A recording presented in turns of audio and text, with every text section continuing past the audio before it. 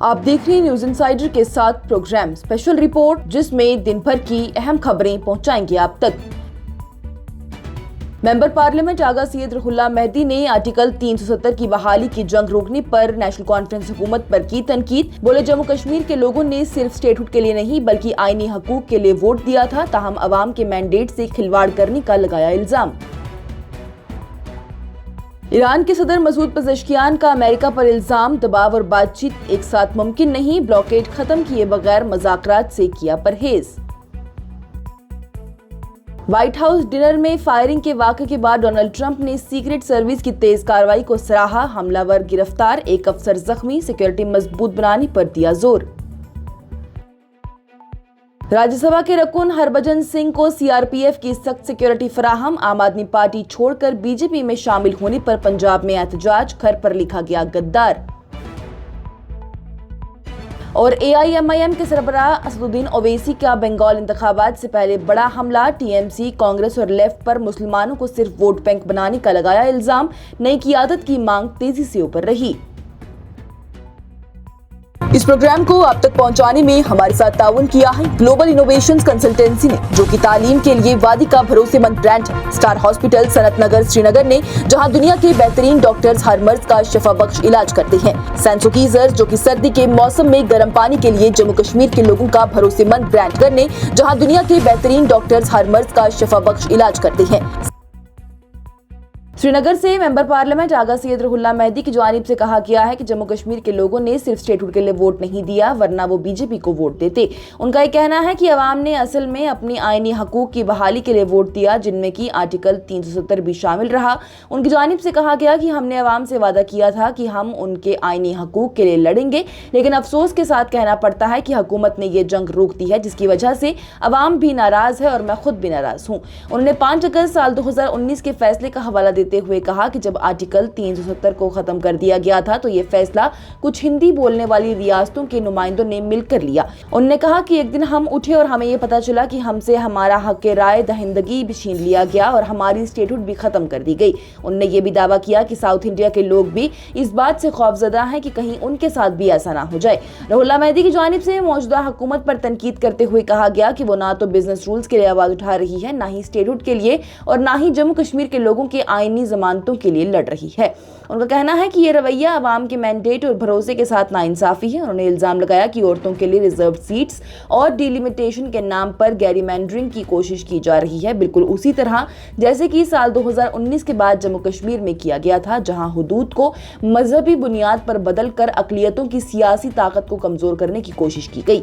उन्होंने मजीद कहा है कि उनकी अपनी पार्टी भी उनसे इख्तिलाफ रखती है, क्योंकि वो आर्टिकल 370 और आर्टिकल 35A की बहाली के लिए खुलकर आवाज उठाते हैं। रुहुल्लाह मेहदी की जानिब से कहा गया कि उनका वादा था कि वो आईनी हकूक और स्टेटहुड के लिए लड़ेंगे, लेकिन अब ये तहरीक रुक गई है, जो कि अवाम के मैंडेट से गद्दारी के बराबर है और पूरे जम्मू कश्मीर में गुस्सा बढ़ा रही है। किसी कौम को, किसी सोसाइटी को सेकंड क्लास सिटीजन्स में तब्दील करके इस तरह की जो है जंग नहीं लड़ी जा सकती है। वायलेंस के खिलाफ, टेररिज्म के खिलाफ जंग तभी जीती जा सकती है जब सोसाइटी को आप अपने साथ जोड़े, जब सोसाइटी को आप लोगों को एम्पावर करें।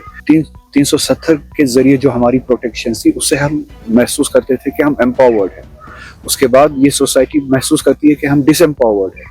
तो अगर आप चाहते हैं कि ये सोसाइटी इस वायलेंस के खिलाफ जंग लड़े, और जो ये लड़ रहे हैं, तो आपको चाहिए, पूरे मुल्क को चाहिए, जम्मू कश्मीर को, इसी तरह से मुल्क के दूसरी रियासतों में हर किसी को एम्पावर करे, डेमोक्रेटिकली एम्पावर करे। तो इसलिए 370 को इन सब चीज़ों से जोड़ना बहुत बड़ी गलत है।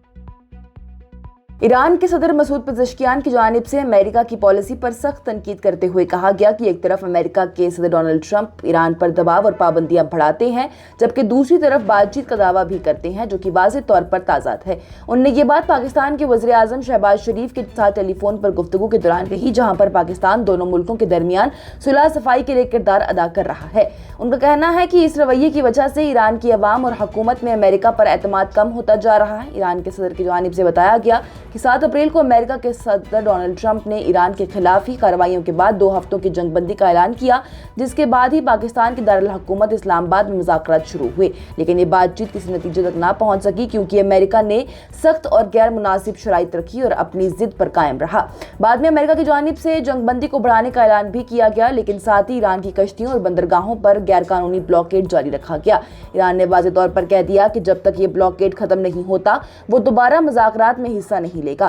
तेहरान ने यह भी कहा है कि जब तक कि अमेरिका अपनी दुश्मनाना कार्रवाइयां बंद नहीं करता, ईरान स्ट्रेट ऑफ हॉर्मुज को दोबारा नहीं खोलेगा, जो कि उसने रिएक्शन के तौर पर बंद किया है।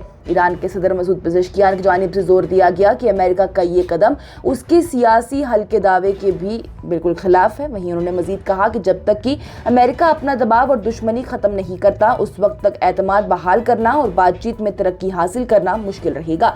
ईरान के सदर की जानिब से वाशिंगटन को मशवरा दिया गया कि अगर वो मसाइल का हल चाहते हैं तो सबसे पहले ब्लॉकेड जैसी रुकावटों को दूर करें, क्योंकि ईरान कभी भी दबाव, धमकी या पाबंदी के नीचे आकर मुज़ाकरात नहीं करेगा। अमेरिका के सदर डोनाल्ड ट्रंप की जानिब से व्हाइट हाउस कॉरेस्पॉन्डेंट्स डिनर के दौरान ही होने वाली फायरिंग के वाक़े पर सिक्योरिटी अफसरान की तेज और बहादुराना कार्रवाई की तारीफ की गई। उन्होंने प्रेस ब्रीफिंग रूम में गुफ्तगू करते हुए बताया कि हमला करने वाला शख्स कैलिफोर्निया का रहने वाला है और उसे ज़हनी तौर पर बीमार भी करार दिया। ट्रंप की जानिब से कहा कि कानून नाफिज करने वाला इदारों और डीसी पुलिस ने फौरन एक्शन लिया, जहां पर हमलावर को मुख्तलिफ मकामात पर देखा गया, लेकिन आखिरकार उसे काबू कर लिया गया। ट्रंप ने अपनी गुफ्तगू में पिछले चंद सालों के 2 अहम हमलों का भी जिक्र किया। उन्होंने याद दिलाया कि 13 जुलाई 2024 को बटलर, पेंसिल्वानिया में भी उन पर कैंपेन रैली के दौरान ही कत्ल की कोशिश की गई थी। इसके अलावा मार-ए-लागो, जो कि पाम बीच फ्लोरिडा में वाक़ा है, वहां भी एक मुसल्लह शख्स ने महफूज इलाके में दाखिल होने की कोशिश की, जिससे कि सिक्योरिटी ने हलाक कर दिया। ताज़ा वाक़े के हवाले से ट्रंप ने कहा है कि एक मुसल्लह शख्स ने सिक्योरिटी चेक पॉइंट पर जबरदस्ती दाखिल होने की कोशिश की, जिसके पास कई हथियार मौजूद थे। सीक्रेट सर्विस और पुलिस ने फौरन कार्रवाई करते हुए उसे न्यूट्रलाइज कर लिया। उन्होंने बताया कि इस हमले में एक सिक्योरिटी अफसर जख्मी हुआ, लेकिन उसकी बुलेट प्रूफ जैकेट ने उसकी जान बचा ली, अब वो ठीक है। ट्रंप ने यह भी कहा कि उन्होंने इस अफसर से खुद बात की है। सदर ट्रंप की जानिब से ट्रांसपेरेंसी के लिए सीसीटीवी फुटेज भी जारी करवाई गई है, जिसमें कि हमलावर की एंट्री और उसकी हरकत दिखाई गई थी। उन्होंने इस शख्स को ऐन पर हमला करने वाला गुंडा करार दिया है और कहा है कि सिक्योरिटी इदारों ने मुल्क की हिफाजत के लिए बहुत तेज और मौसर एक्शन लिया। इस वाक़े के बाद से ट्रंप ने सिक्योरिटी को मजीद मजबूत बनाने की जरूरत पर भी जोर दिया है। उन्होंने ये भी कहा कि जिस इमारत में ये तकरीब हो रही थी वो इतनी महफूज नहीं है, इसलिए व्हाइट हाउस में एक नया बॉल रूम बनाया जा रहा है जो कि ज्यादा महफूज होगा। उनका ये भी कहना है कि इस नई जगह पर ड्रोन से महफूज निजाम, गोलियों से महफूज शीशा और बेहतर सिक्योरिटी इंतजामात होंगे, जो कि मुस्तकबिल के इवेंट्स के लिए जरूरी होंगे। मरकजी वजारत दाखिला ने राज्यसभा के रकुन हरभजन सिंह को सेंट्रल रिजर्व पुलिस फोर्स यानी सीआरपीएफ की सिक्योरिटी फराहम कर दी। ये फैसला उस वक्त सामने आया जब पंजाब के शहर जलंधर में आम आदमी पार्टी के कारकुनों ने उनके घर के बाहर एहतजाज किया। यह एहतजाज उनके हाल ही में भारतीय जनता पार्टी में शामिल होने के खिलाफ किया गया, जहां पर एहतजाज करने वालों ने उनके घर की दीवार पर गद्दार लिखा। जराये के मुताबिक अब हरभजन सिंह को दिल्ली और पंजाब दोनों जगहों पर सीआरपीएफ के कमांडोज हिफाजत फराहम करेंगे। इससे पहले यह खबर सामने आई थी कि पंजाब पुलिस ने उनकी सिक्योरिटी वापस ले ली है, जो कि तकरीबन 9 से 10 पुलिस अफसरान पर मुश्तमिल थी। इतवार के दिन ही वहीं सीआरपीएफ के जवान उनके घर के बाहर तैनात नजर आए। ये एहतजाजात उस वक्त शुरू हुए हैं जब राज्यसभा के रकुन राघव चड्ढा ने आम आदमी पार्टी छोड़ने का ऐलान किया और कहा कि वो 6 दीगर अराकीन के साथ बीजेपी में शामिल हो रही हैं। इन लोगों में हरभजन सिंह के अलावा संदीप पाठक, अशोक मित्तल, राजेंद्र गुप्ता, स्वाति मालीवाल और विक्रमजीत साने भी शामिल रहे। इसके बाद पंजाब के वज़ीर आला भगवंत मान ने इन तमाम रहनुमाओं को गद्दार करार दिया। ये बड़ी सियासी तब्दीली उस वक्त सामने आई जब चंद हफ्तों पहले ही राघव चड्ढा को पार्टी में अपने ओहदे से हटा दिया गया था, जिससे कि उनके और पार्टी के दरमियान तनाज़ा और ज़्यादा बढ़ गया। पार्टी छोड़ते हुए चड्ढा की जानिब से इल्जाम लगाया गया कि आम आदमी पार्टी अपने बुनियादी असूलों और कीमतों से हट चुकी है, जिसकी वजह से उन्होंने बीजेपी में शामिल होने का फैसला किया।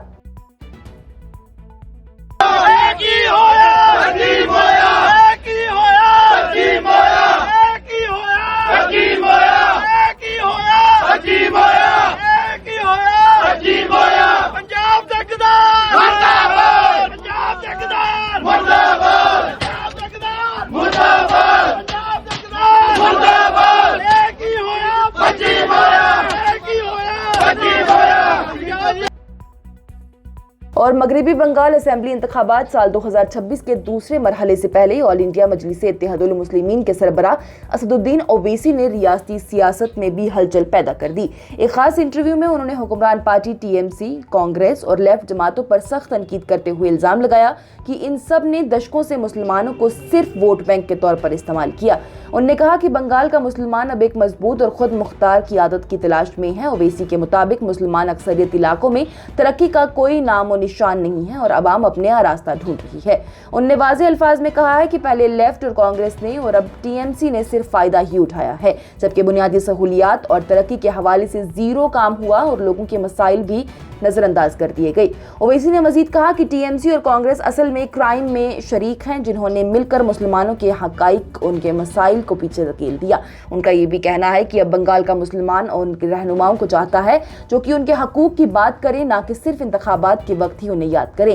بی جے پی کے گھسپیٹ کے بیان پر جواب دیتے ہوئے انہوں نے کہا ہے کہ اگر بی جے پی واقعی اس مسئلے پر سنجیدہ ہے تو سب سے پہلے تسلیمہ نسرین کو ملک سے باہر نکالا جائے، ورنہ یہ دوہرا معیار نہ کرے۔ سرحد کی حفاظت کے مسئلے پر انہوں نے مرکزی حکومت کو بھی تنقید کا نشانہ بنایا اور سوال کھڑا کیا کہ جب بارڈر کی ذمہ داری مرکز پر ہے تو پھر یہ مسئلہ کیوں ہے اور کیوں حل نہیں ہو رہا۔ اویسی نے کہا کہ بنگال میں مسلمانوں کے حالات پھنس گئی رضیہ گنڈوں میں جیسی ہو چکی ہے۔ انہوں نے یہ بھی کہا کہ 30% آبادی ہونے کے باوجود سرکاری نوکریوں اور تعلیم میں ان کی نمائندگی بہت کم ہے۔ انہوں نے بی آر امبیڈکر کا حوالہ دیتے ہوئے کہا کہ ہمیں ایسی قیادت چاہیے جس میں اپنا وجود اور آواز ہو۔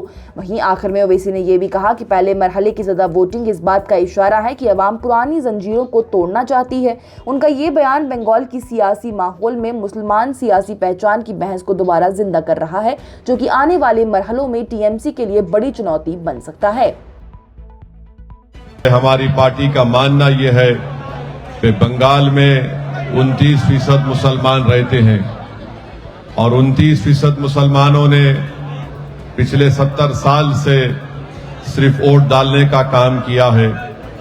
ہمارے بزرگوں نے کانگریس پارٹی کا ساتھ دیا جب پنڈت نہرو اس دیش کے پردھان منتری تھے، اس کے بعد اندرا گاندھی کو ووٹ دیا، پھر آپ کانگریس سے ناراض ہوئے تو آپ نے لیفٹ فرنٹ کو، وام پنتھیوں کو ووٹ دیا۔ جب انہوں نے کچھ نہیں کیا تو آپ نے ٹی ایم سی اور ممتا بنرجی کو ووٹ دیا۔ 15 سال سے ٹی ایم سی کی سرکار ہے اور ممتا بنرجی بنگال کی مکھیہ منتری ہے۔ مجھے یہ بتانے کی ضرورت نہیں ہے کہ ہمیشہ آپ نے صرف ووٹ ڈالنے کا کام کیا اور آپ کبھی ووٹ لینے کا کام نہیں کیے۔ آپ صرف ووٹر بن کر رہ گئے، آپ سٹیزن نہیں بن پائے۔ میم پارٹی آپ سے کہتی ہے کہ آپ سٹیزن بنیے۔ جس دن آپ سٹیزن بنیں گے تو جو ناانصافی ٹی ایم سی اور ممتا بنرجی بنگال کے 29% مسلم اقلیت سے کر رہی ہے، اس ناانصافی کا خاتمہ ہوگا۔ آج کی اسپیشل رپورٹ میں اتنا ہی۔ دیجیے اجازت، لیٹسٹ اپڈیٹس کے لیے دیکھتے رہیے نیوز انسائیڈر 24/7۔